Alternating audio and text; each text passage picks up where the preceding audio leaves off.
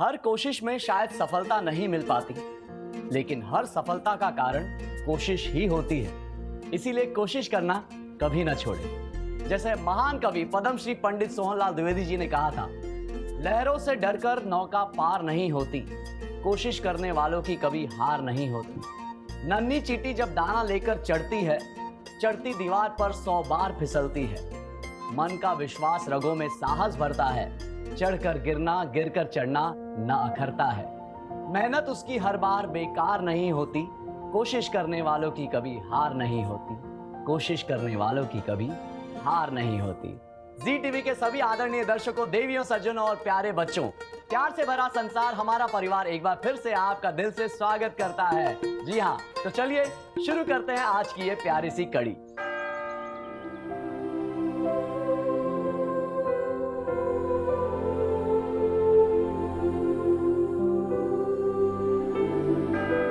भवतु सब मंगलम। साधु साधु साधु। तो आज सबका दिन कैसा बीता से बात कर ले। तो आज सबसे पहले कौन बताएगा? शिवानी मौसी, बहुत टाइम से ना हमारे दिमाग में एक पहेली घूम रही है। अगर आपकी इजाजत हो तो सबसे पूछ ले। बिल्कुल ठीक है, पूछते। लेकिन सबसे पहले हम वेदिका से पूछेंगे। तो वेदिका, तुम हमारी पहेली सुलझा पाओगी? वीरू भैया, हारने के लिए तैयार हो जाओ, क्योंकि हम बहुत सारे पहेलियां जानते हैं। लगी शर्त, अगर तुम जीती तो तुम्हारी चॉकलेट हमारी, और अगर हम जीते तो तुम्हारी चॉकलेट हमारी। ठीक है, अगर आप जीते तो हमारी चॉकलेट आपकी, और अगर हम जीते तो आपकी चॉकलेट हमारी। बोलो, मंजूर है? Fair enough. मंजूर है। तो पहेली है, शुरू कटे तो कान कहलाऊं, बीच कटे तो मन बहलाऊं, परिवार की मैं करूं सुरक्षा, आंधी बारिश और धूप से रक्षा। तो बताओ इसका उत्तर क्या है? तो इसका उत्तर है वेदिका, शर्त तभी पूरी होगी जब तुम भी हमसे एक पहेली पूछो और हमें हरा के दिखाओ। उसके पहले तुम नहीं जीत सकती। गलत है, सही है। एक मिनट, ये भी मंजूर है हमें। ठीक है, शुरू कटे तो कान कहलाओ, बीच कटे तो मन बहलाओ, परिवार की मैं करूँ रक्षा, धूप आंधी बारिश से रक्षा। तो इसका उत्तर है मकान। भैया, आपके सपनों के मकान पे तो पानी फिर गया। अब हम एक पहेली पूछेंगे। तो सुनिए, करती नहीं यात्रा 2 गज फिर भी दिन भर चलती है, करती नहीं यात्रा 2 गज फिर भी दिन भर चलती है, नाजुक है रसवंती भी लेकिन गुफा में रहती है। तो बताओ वीरू भैया, हार जाओगे ना? और समय पूरा होने में सिर्फ 10 सेकंड बचे हैं वीरू भैया। टिक टिक 1, टिक टिक 2, टिक टिक 3, टिक टिक 4, टिक टिक 5, टिक टिक 6, टिक टिक 7, टिक टिक 8, टिक टिक 9, टिक टिक 10।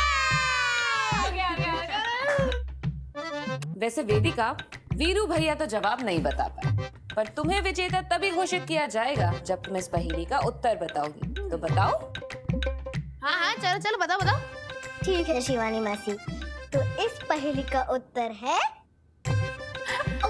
जीभ। नेता, पकड़िए इनका कान और बोले जाकर चॉकलेट लेके आएं। जाओ, अरे जाओ, कान पकड़वा के मारो। नियत का है गिराया होगा। हाँ। और हाँ वीरू भैया, चीटिंग मत करना, सारी चॉकलेट लाना।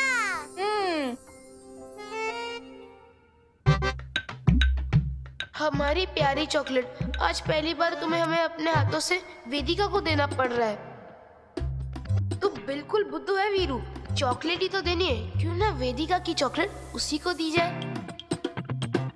वैसे वेदी हमें पकड़ तो नहीं पाएगी, और अगर पकड़ भी लिया तो कह देंगे कि हम मजाक कर रहे थे।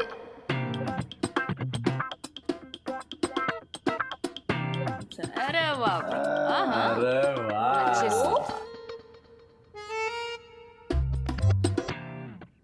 समझी कुछ छोटी अम्मा, दाल में कुछ तो भी काला है। वीरू भैया, ये बेईमानी है। आपने हमारी चॉकलेट हमें दी है, आपने अपनी चॉकलेट नहीं दी हमें। नहीं नहीं नहीं नहीं, ये हमारी ही चॉकलेट है। हो ही नहीं सकता, हमारे पास प्रूफ है, हम बताते हैं। पापा, जब आपने वीरू भैया को और हमें चॉकलेट दिलवाई थी ना, तब हमने 2 लॉलीपॉप, नहीं 2 नहीं, बहुत सारे लॉलीपॉप लिए थे, पर इसके साथ तो एक भी लॉलीपॉप नहीं है। वीरू बेटा ये सरासर बेईमानी है। मंडी जा करके वीरू का सारा चॉकलेट लेके आओ, जाओ। 1 मिनट, कोई भी अपनी जगह से नहीं लेगा, हम देते अपनी वाली चॉकलेट। रखा है छिपा के। ये लो विदिका, लो। हमारी भी चॉकलेट सपाचट कर डालो। मतलब वीरू पाड़े जी, आपकी चोरी पकड़ी गई। आपने अपनी चॉकलेट जो है अपने पास रखी और वेदी की चॉकलेट ही वेदी को दे दी। गलत बात है।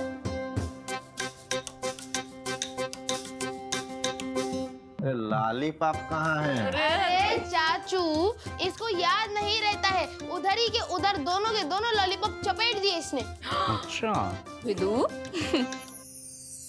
ये ले वीरू भैया, आपका रिटर्न गिफ्ट। ऐसे कैसे हो सकते हैं वीरू भैया कि हम दोनों चॉकलेट खा जाए और हमारा भाई अभी टुकुर टुकुर ताके? वेदिका, आज बेटवा तुमने हमारा दिल जीत लिया। नेताजी, बहनें ऐसी ही होती है, क्यों दीदी? अरे भाई भी कोनो बुरे नहीं होते, बहन पे संकट आने पे ना अपने जान की बाजी तक लगा देते हैं। बहनें जो है ना, वो जान दे देती है डायरेक्ट। अरे तुम का जान दोगी? परो दिन चीटी मच्छर मरा नहीं था तुमसे, तुम जान दोगी? चींटी मच्छर जान ना मारते भी नहीं, अरे जान तुम नहीं दे सकती मैंडिया, तुम नहीं दे सकती। बस बस बस, तुम लोग कैसे लड़ रहे हो? मैंडी बस करो। अबे तुम भी बच्चों जैसे झगड़ते हो यार। अब किसी के पास अगर कुछ बोलने को नहीं है तो सभा विसर्जित करते हैं। भाभी हर दिन की तरह आज भी हमारे पास बहुत कुछ कहने को है भाई। बोलिए।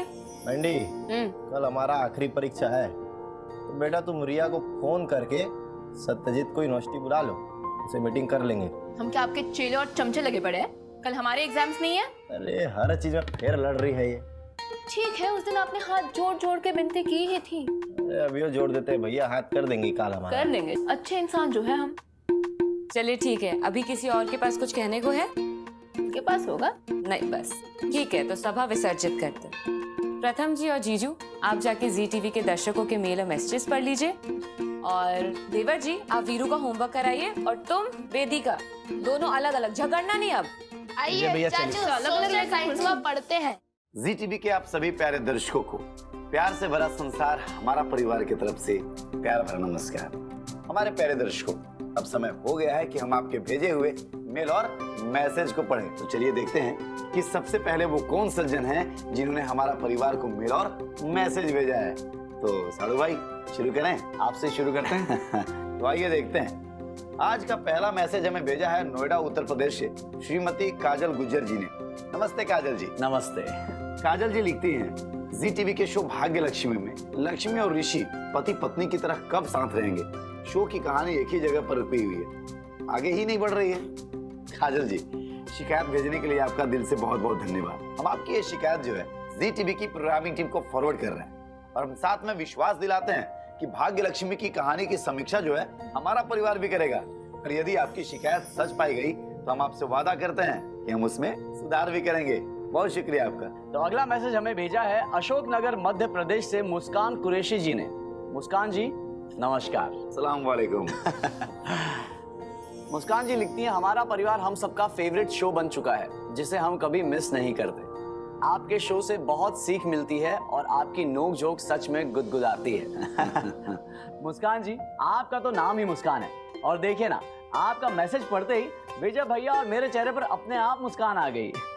और एक बात मुस्कान जी, कि हमारा परिवार कोई शो नहीं है, ये एक रियल फैमिली है, आपका अपना ही परिवार है। तो आप इसी प्रकार हमारा परिवार को प्यार देते रहिए और हमारे मुस्कुराने की वजह बनते रहिए। बहुत बहुत धन्यवाद। तो अगला मैसेज हमें भेजा है नागपुर महाराष्ट्र से श्रीमती महक अचितरई जी ने। नमस्ते महक जी, जय महाराष्ट्र। महक जी लिखती हैं, जी टीवी का शो भाग्य लक्ष्मी हमें बहुत ज्यादा पसंद है, पर प्लीज इस बार मलिष्का को हार मिलनी ही चाहिए और लक्ष्मी की जीत होनी ही चाहिए। अब ऋषि और लक्ष्मी को एक हो जाना चाहिए। सुझाव भेजने के लिए आपका दिल से बहुत बहुत धन्यवाद महक जी। हम आपका ये सुझाव जो है जी टीवी की प्रोग्रामिंग टीम को फॉरवर्ड कर रहे हैं, और हमें पूरा विश्वास है कि जी टीवी की प्रोग्रामिंग टीम इस पर शीघ्र ही विचार विमर्श करेगी। बहुत धन्यवाद आपका। अगला मैसेज हमें भेजा है जहानाबाद बिहार से सना जी ने। सना जी नमस्कार। नमस्ते जी। सना जी लिखती हैं, जी टीवी के शो जागृति में मुझे जागृति और आकाश बहुत पसंद आ रहे हैं, बहुत अच्छा शो है।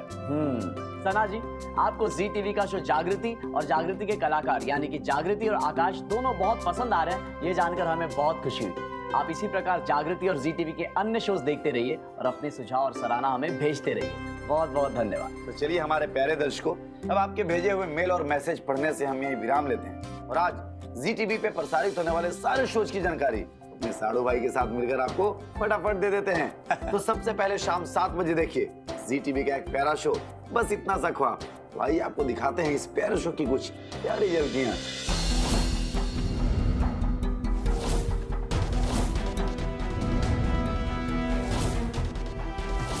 व्यवस्था तो बहुत अच्छी की है, परंतु असली परीक्षा तो आपकी बहू की अवस्था पर निर्भर करती है। अनुष्ठान एक बार शुरू हो गया तो फिर भंग नहीं हो सकता।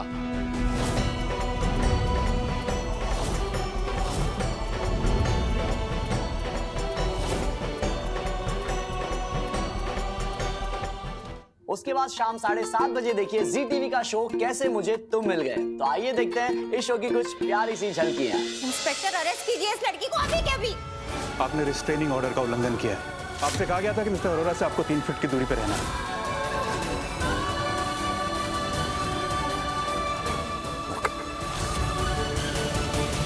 रात 8 बजे देखिए वही शो जिसको लेकर के आपने आज ज्यादा मेल और मैसेज भेजा है। जी हाँ, भाग्य लक्ष्मी। भाई आपको दिखाते हैं भाग्य लक्ष्मी की कुछ खूबसूरत सी झलकियां। मुझे छोड़ना चाहती हूँ। तुम्हारी खामोशी की वजह से ना मुझे बहुत घबराहट हो रही है, बहुत ज्यादा। मुझे सच में ऐसा लग रहा है कि कुछ बुरा होने वाला है। शायद इसे कहते हैं भगवान की बनाई हुई जोड़ी। फिर भी आप ये कह रही हैं कि मैं ये रिश्ता खत्म कर दूं।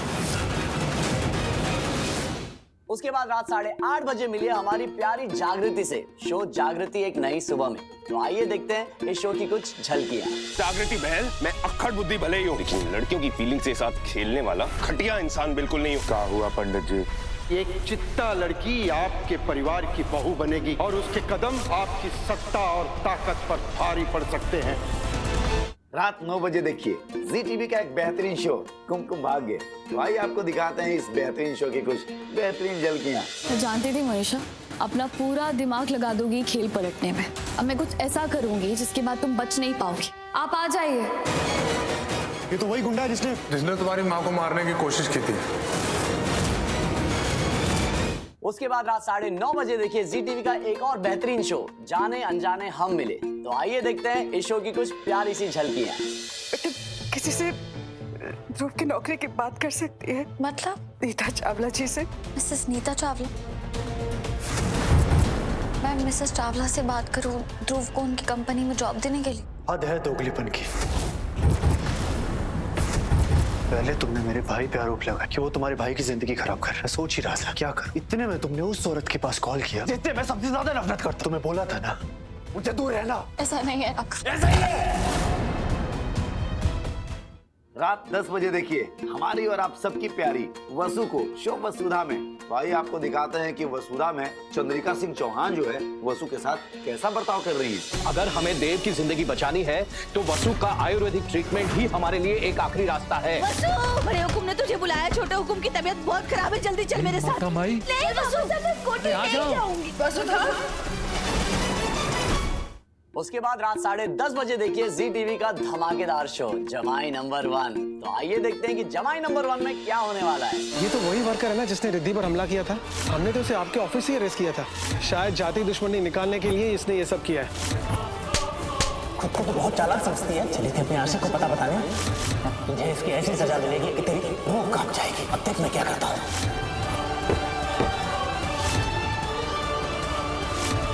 आ तो गया है पर जिंदा बचकर जाएगा नहीं।